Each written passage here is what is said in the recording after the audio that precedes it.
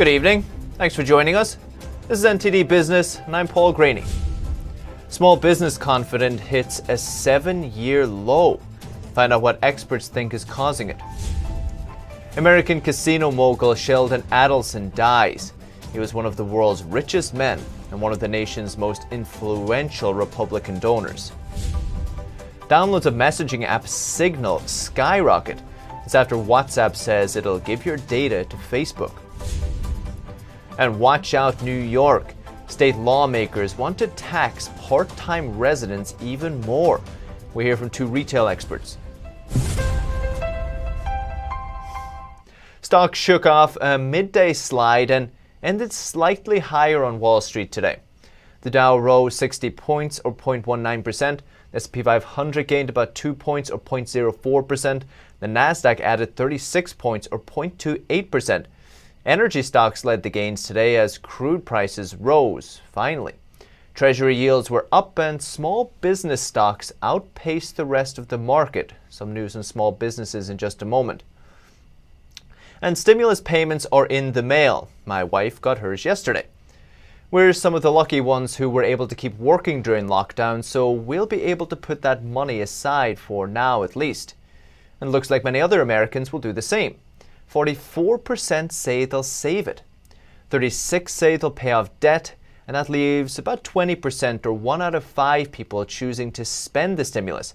That's what Refinitiv says anyway. It might be worrying news for the Treasury though, where we were supposed to use the stimulus payments to boost consumer spending and the economy, and in general, people are saving more amid the uncertainty. The personal savings rate, the money you have left after paying taxes and spending, was nearly 13% in December. That's up from 7.6% the year before. But analysts do expect people to spend more money on household goods, internet retail, and leisure products in the first quarter. That's positive news if you're a small business owner in any of those sectors, and you'll need all the good news you can get.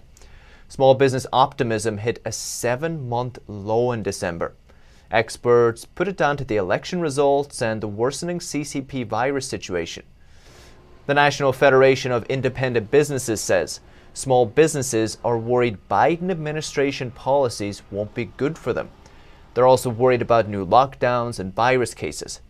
Optimism actually grew when President Trump first won the presidency in 2016. Some analysts say the drop in optimism is a signal of a worsening recession. And things are tough here in New York City. And if you own a second home here, they're about to get even tougher.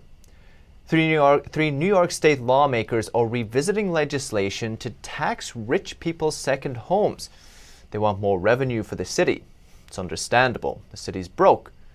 But are they considering the knock-on effects and the long-term problems it could cause? We asked the experts.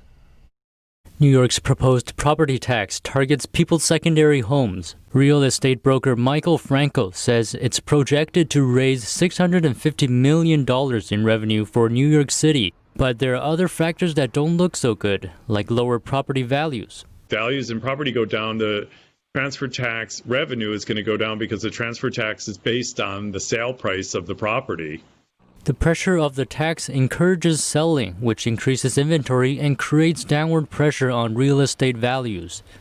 It's going to create another disincentive for people to come back to New York. We've already had an exodus as a result of the pandemic. The CEO of luxury real estate brokerage Wahlberg Realty says you don't want to discourage anybody from any income bracket from owning real estate in the city. You know, the fantasy is that this would just impact rich people. It would not just impact rich people.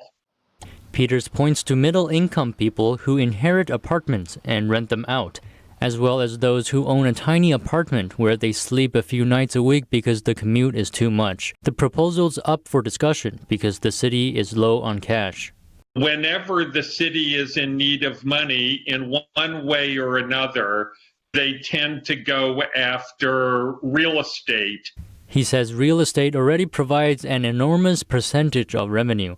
And so do part-time residents. They spend a massive amount in the city, which raises revenue. the $100 million or so that this is likely to bring in annually falls considerably below the lost potential revenue. He says the tax is not an effective way to solve New York City's financial problems, and Franco says the city should focus more on economic growth and increasing revenue from sources other than real estate.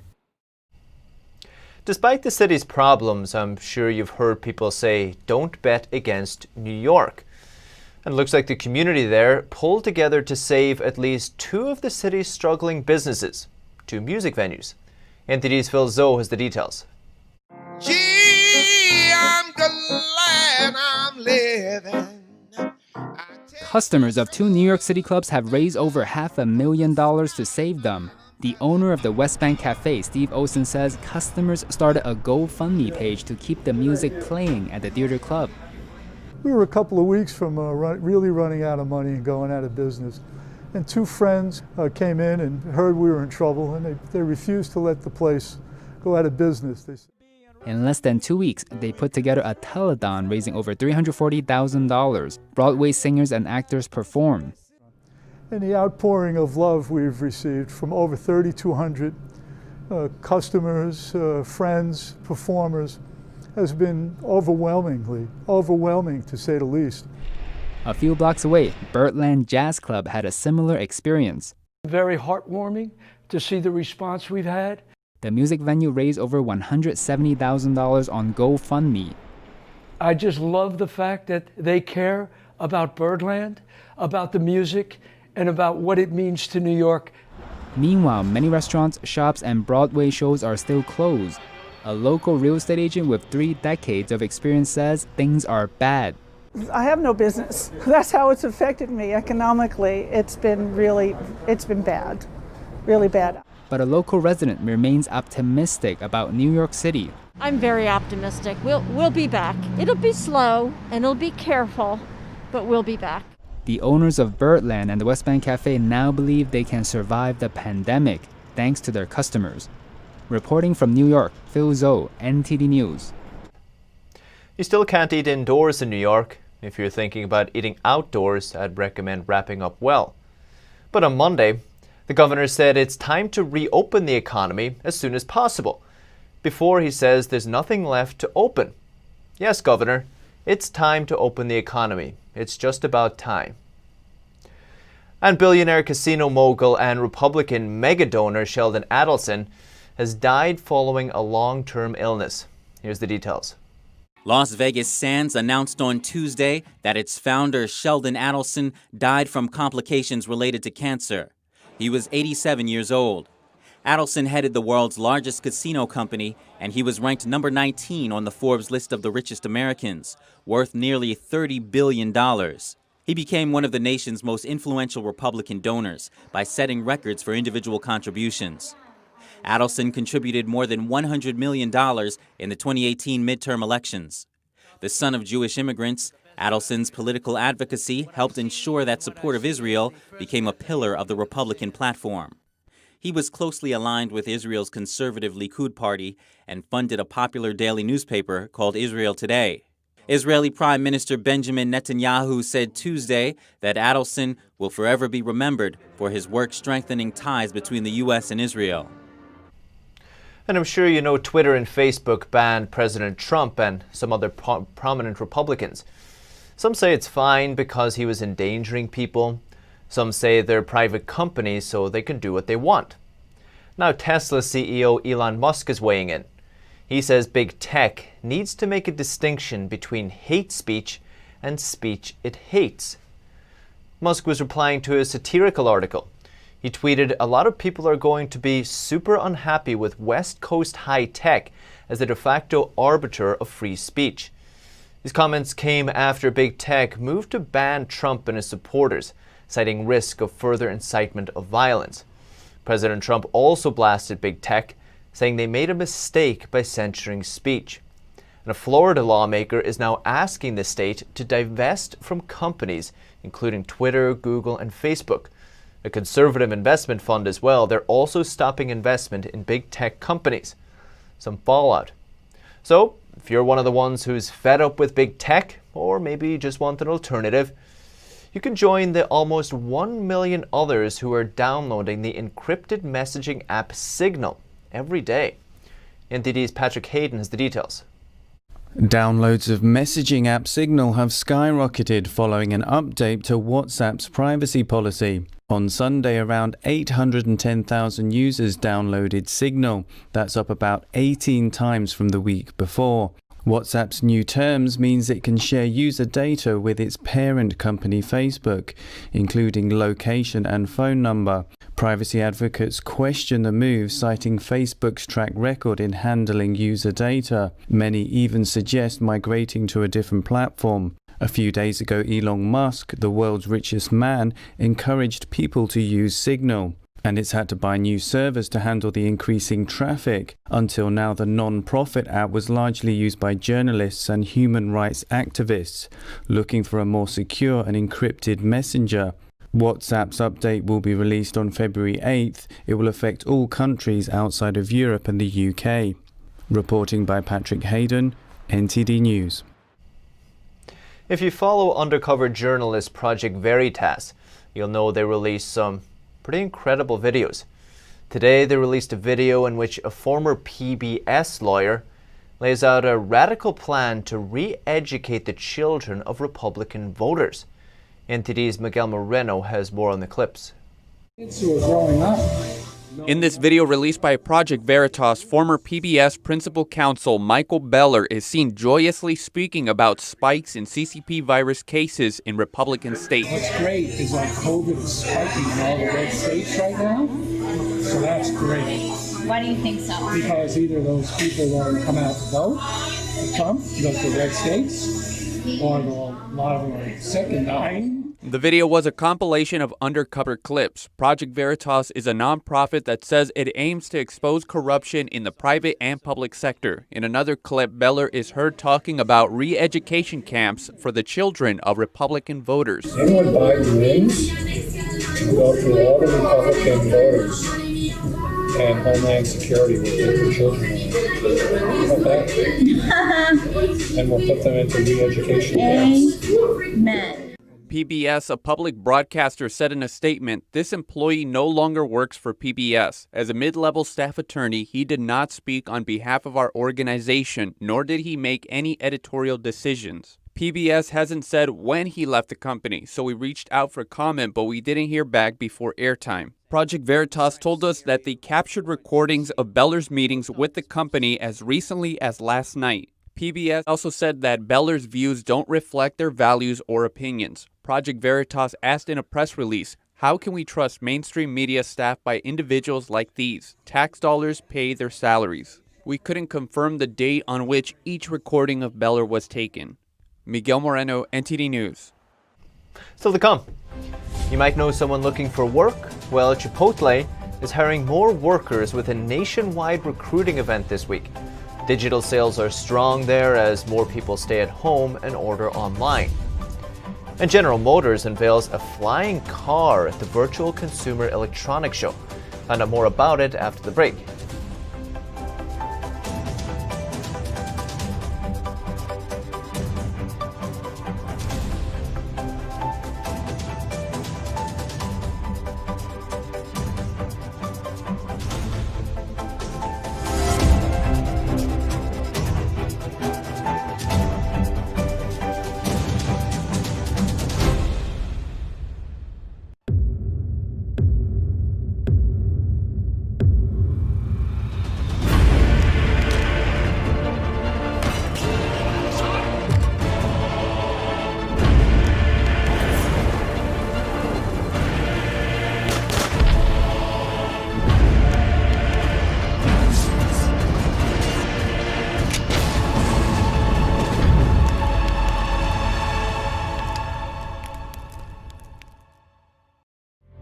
Trends may be fleeting, but values are timeless.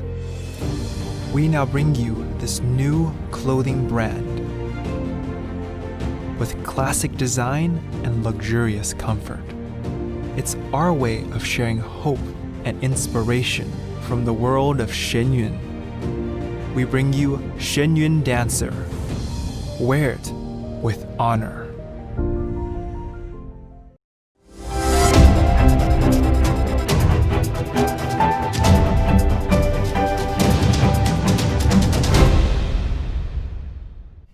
Welcome back.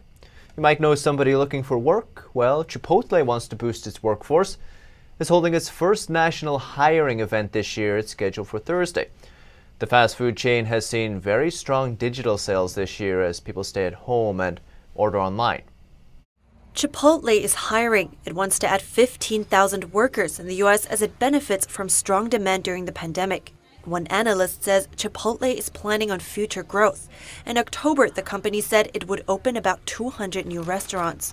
I think they're in an environment where they feel like they're stepping on the accelerator and they need to hire more employees. I mean, keep in mind that this is an industry that has technically a lot of high turnover. So, and they know that. So, they want to hire employees ahead of, the economy improving.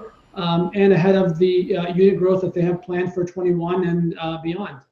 Fast food chains, mainly pizza and Mexican restaurants, have seen sales remain strong during the pandemic as customers crave comfort food and order more. In its latest quarter, Chipotle posted a 14% jump in revenue, and digital sales tripled from the year before, accounting for nearly half of their sales. What have they done? Look, they've invested heavily in the app. They've invested in their loyalty program. They've invested behind delivery. All those do drive your digital sales higher. And they've also put a lot of dollars behind marketing to tell the consumer about it. The fast food chain is also building more drive-through locations called Chipotlanes. Sully says it not only gives the company a better return, but also allows for longer hours and more menu options. Those restaurants are seeing about 10% higher sales already, 200 basis points of higher margin, much better returns. But more importantly, when we look forward and they start building several hundred more of these locations, this is going to allow them to expand into late night, so keep their restaurants open later, which increases their sales. It'll allow them to potentially expand into breakfast at some point. It will also allow them to be more creative on the menu. As of September, the company had over 2,700 restaurants. Even as family-owned restaurants have had to shut down, several fast food chains have increased hiring in recent months to meet demand. That includes major pizza chains like Papa John's and Domino's and other big names like McDonald's. For the national hiring event, you'll have to register online beforehand to reserve an interview time. For more information, you can go to People of Chipotle on Instagram. And General Motors is experimenting with aerial mobility. It just unveiled a flying Cadillac at the Consumer Electronics Show on Tuesday. The single-passenger Cadillac is actually a vertical takeoff and landing drone. It'll be able to travel between rooftops at up to 55 miles per hour. Not so bad. A senior executive describes the concept as, quote, reimagining the future of personal transportation. It's fully autonomous, all electric, with an ultra-lightweight body and 4 pairs of rotors. The CEO, Mary Barra, presented the flying Cadillac in a video presentation, along with the family-friendly Cadillac electric shuttle. And Samsung unveiled its latest home appliances at the all-digital Consumer Electronics Gadget Show, including a new bespoke fridge. Samsung says its new bespoke 4-door Flex lets users customize it to meet their needs. The new fridge also includes a hidden door with a beverage center. On the inside of this door here, pull this handle and you'll get access to our brand new beverage center. Inside the beverage center is a 48-ounce pitcher which automatically fills with fresh, cold filtered water as soon as I put it back in. And there's even a built-in infuser to put your favorite fruits or vegetables to flavor that if you would like. The company's new Front Load Plus washer learns users' preferred cycles and settings and saves them for quick access.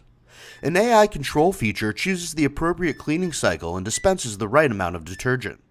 Inside of the unit there is a turbidity sensor which will actually measure the amount of soil in the water to automatically dispense the proper amount of detergent and the right amount of time and proper wash cycle to make sure you clean your clothes without wasting time or detergent.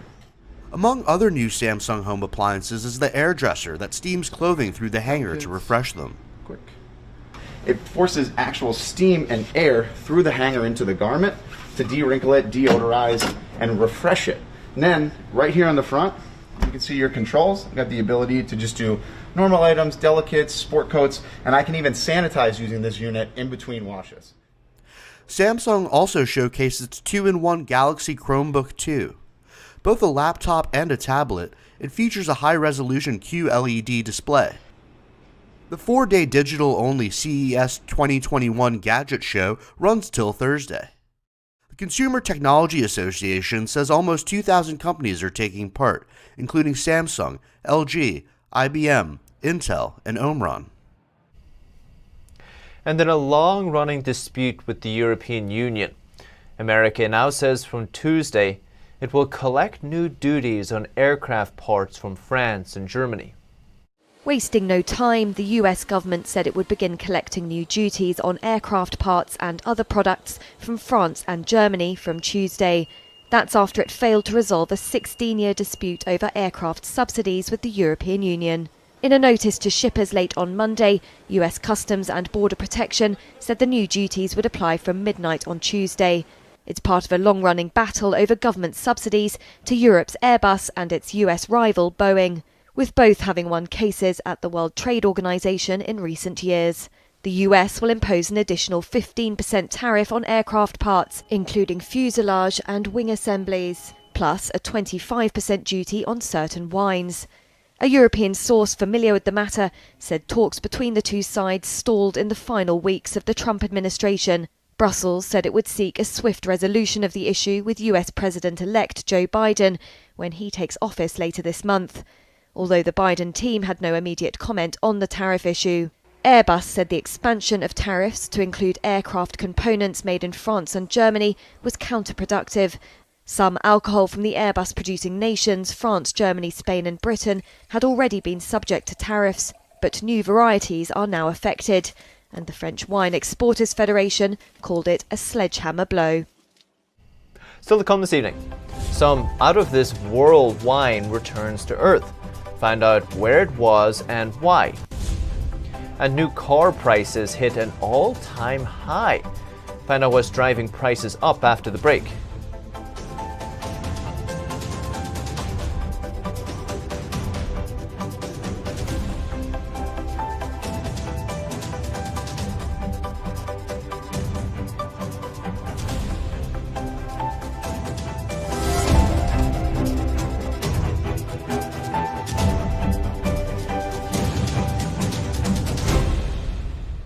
Hi, we're happy to announce that you can also catch us on cable TV now.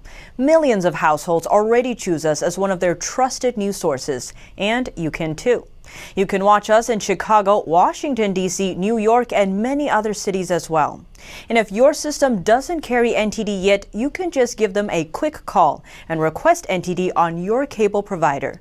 Thank you for watching. See you next time.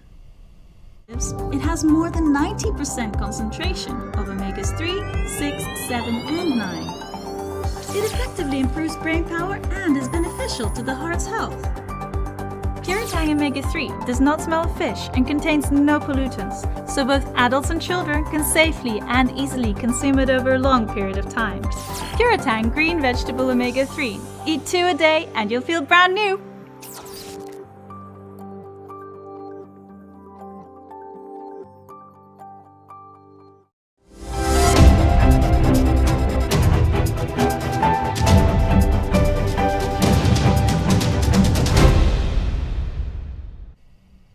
Welcome back. French wine is headed back to Earth after a year aboard the International Space Station. SpaceX's Dragon cargo capsule has now undocked with 12 bottles of Bordeaux wine and hundreds of snippets of grapevines. The capsule is aiming for a splashdown off the Florida coast Wednesday night. It's returning thousands of pounds of other science research and gear too, including mice. A Luxembourg startup flew the grape-based experiments for an agricultural research project. The company will drink a bottle or two in February along with testing, and will examine how space might have changed any agricultural properties. Monday's scheduled undocking was delayed because of weather conditions over the Atlantic. They'll drink it for scientific purposes, I'm sure. And Americans are shelling out more money on new cars than ever before, with prices soaring even in the middle of a pandemic. We take a closer look at what's driving up the prices. New year, new car. If you're in the market for a new ride this year, you may pay more than ever, depending on what make and model you choose. The average price of a new vehicle is at a record high, surpassing $40,000 in 2020. Car research site Edmunds says prices are creeping up because Americans are making the switch from passenger cars to more expensive SUVs and pickup trucks. The trend is expected to continue. Edmunds says the average consumer borrowed more than $35,000 in the fourth quarter of 2020, and down payments on new cars, trucks, and SUVs topped $4,700, an all-time high. Edmunds says that's up more than 9% from 2019. Monthly car payments also rose to nearly $600. That's up nearly 2% over 2019. An analyst with Edmunds says the data shows people shopping for new cars right now are shielded from the economic shutdown caused by the pandemic. That's the latest business updates for today. You can still catch NTD Evening News at 6:30 p.m. Eastern. For NTD Business, I'm afraid that's all for today. Thank you for watching. We'll see you tomorrow.